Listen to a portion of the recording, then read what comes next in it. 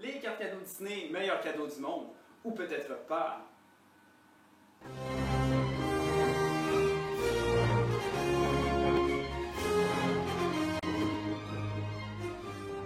Pour tous ceux qui n'ont jamais entendu parler ou vu des Disney Dollars, il s'agit d'une monnaie utilisée par la Walt Disney Company au Disneyland Resort, au Walt Disney World Resort, dans les Disney Stores américains, mais aussi sur les bateaux Disney Cruise Line et le reel Castaway Cay. Au fil des ans, il n'y a eu que des billets qui ont été mis en circulation. Les valeurs principales sont de 1, 5 et 10 $, mais depuis 2005, des billets de 50 $ se sont ajoutés au lot. Elle est classée de monnaie de substitution car elle a la parité à l'argent américain. Ça joue un rôle identique à un chèque cadeau, mais s'adresse spécialement aux collectionneurs. Mais malgré cela, il y a quand même son propre symbole comme l'euro ou le yen. C'est ceci. Ok, ouais, un grand symbole qui en comporte plusieurs, puis qui est pas très original, mais c'est quand même l'officiel. En tous les cas, physiquement, comme tous les billets de banque, les Disney Dollars ont quelques caractéristiques qui sont restées constantes au cours des ans. Premièrement, la fée Clochette a toujours honoré le Disney Dollar depuis le tout début, ce qui la rend un élément clé et méritant donc sa place de part et d'autre du billet.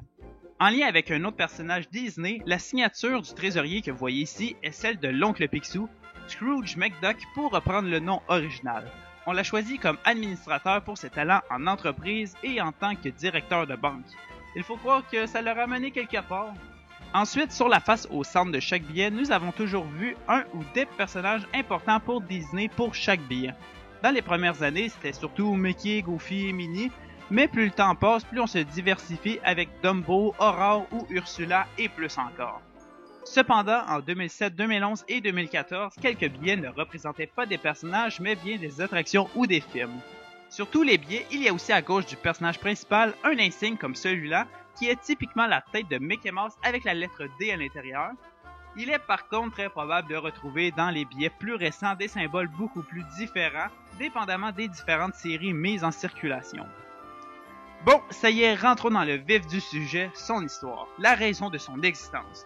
Eh bien, tout cela remonte à il y a bien longtemps. En fait, le premier prototype d'une monnaie Disney remonte en 1971 avec l'ouverture du Walt Disney World. L'idée ne se nommait pas Disney Dollar, mais plutôt Walt Disney World Recreation Coupon, et la signature de Roy O. Disney était apposée dessus.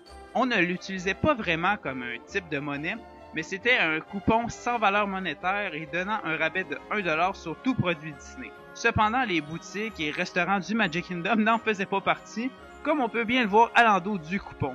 Ce n'était pas fameux et c'est sans doute la raison de l'arrêt de production dès 1972. Rien ne se passait à ce sujet pendant ce moment, aucun projet n'était en cours de développement, jusqu'à ce qu'Harry Bryce, un portraitiste de silhouette sur Main Street à Disneyland en Californie, visitait une convention des collectionneurs d'objets Disney.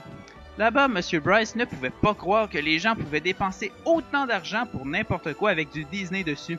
Alors il a commencé à se demander pourquoi Disney ne pourrait pas faire un objet uniquement pour les collectionneurs.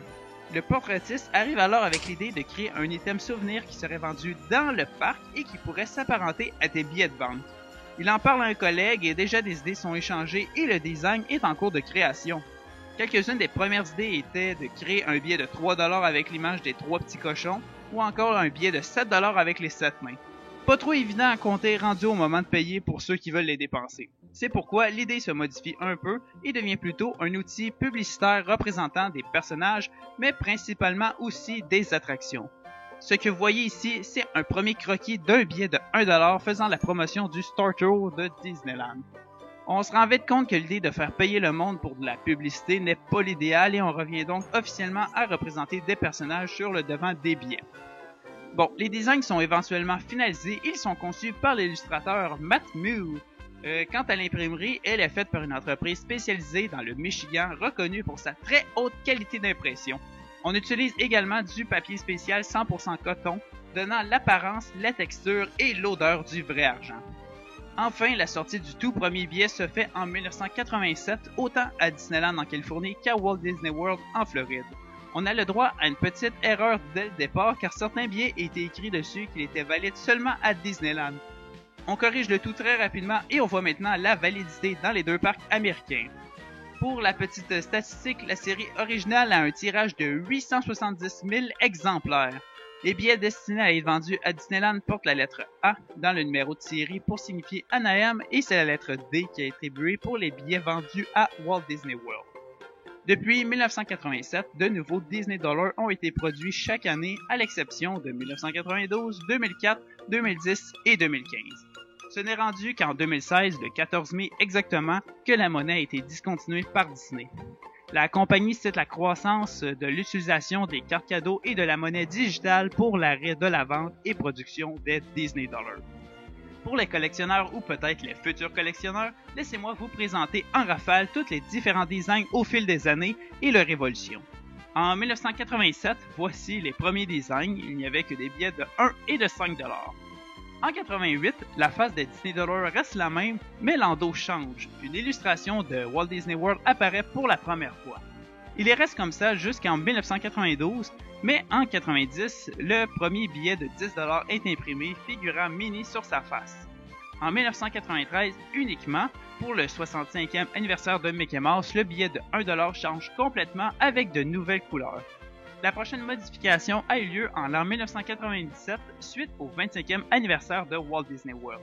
L'endos des billets représente les 3 parcs de l'époque, Magic Kingdom, Epcot et Disney MGM Studios. Le nouveau millénaire, ça se fête et c'est la raison pour laquelle en 2000, tous les Disney Dollars sont renouvelés de fond en comble. Et en 2001, qu'est-ce qui a suivi? Bien sûr, l'ouverture d'un nouveau parc, Disney's California Adventure. Les logos de tout le resort a été réimaginé et Disney veut les mettre de l'avant sur ces nouveaux billets.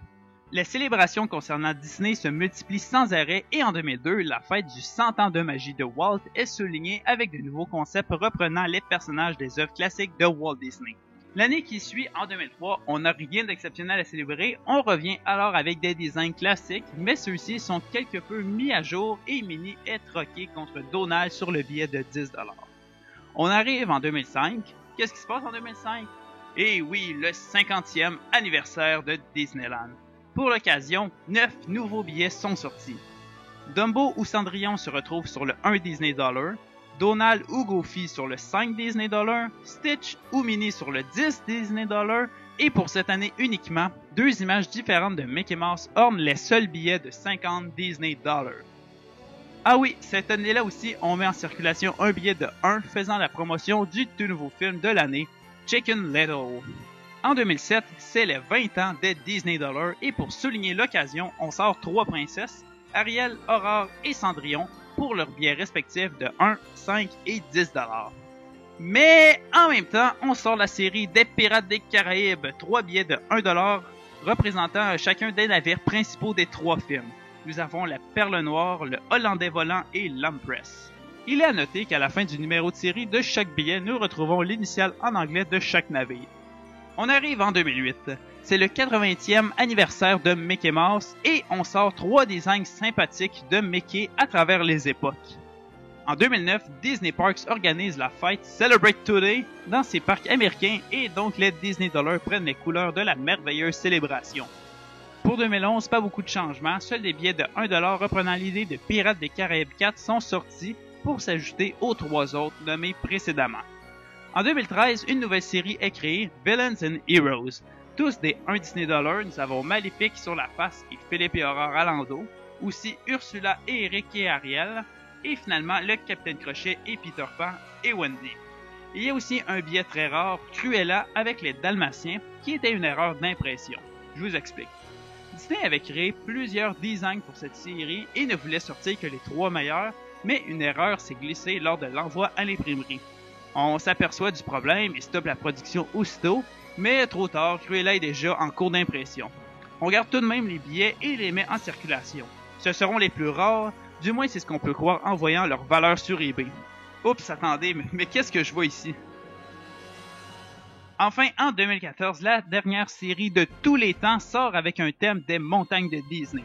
Splash Mountain est attribué au 1 Disney $, Big Thunder Mountain Railroad au 5 Disney $ et Space Mountain au 10 Disney $. Chacun représente pour la première fois une attraction en face du billet et cette fois-ci, c'est Mickey qui a l'endos à bord des différentes sensations fortes. Malheureusement, aucun autre billet de Disney Dollar ne verra le jour. C'est tout pour aujourd'hui. Merci beaucoup tout le monde et amusez-vous d'abord à collectionner les différents modèles de cartes cadeaux Disney.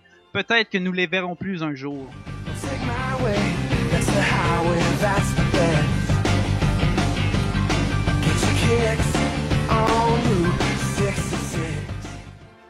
Petit fait intéressant, comme tout billet, il y a aussi des codes de sécurité sur les Disney Dollars. Juste ici, il y a des autocollants colorés qui apparaissent selon l'éclairage de la pièce. Aussi, la valeur et l'effet clochette sont en relief. Et enfin, pour vous assurer de leur authenticité absolue, la bordure extérieure du contour de l'endos est en fait des mots. Il est écrit Disney Dollar en répétition. Vous ne les voyez pas? Ok, comme ça peut-être?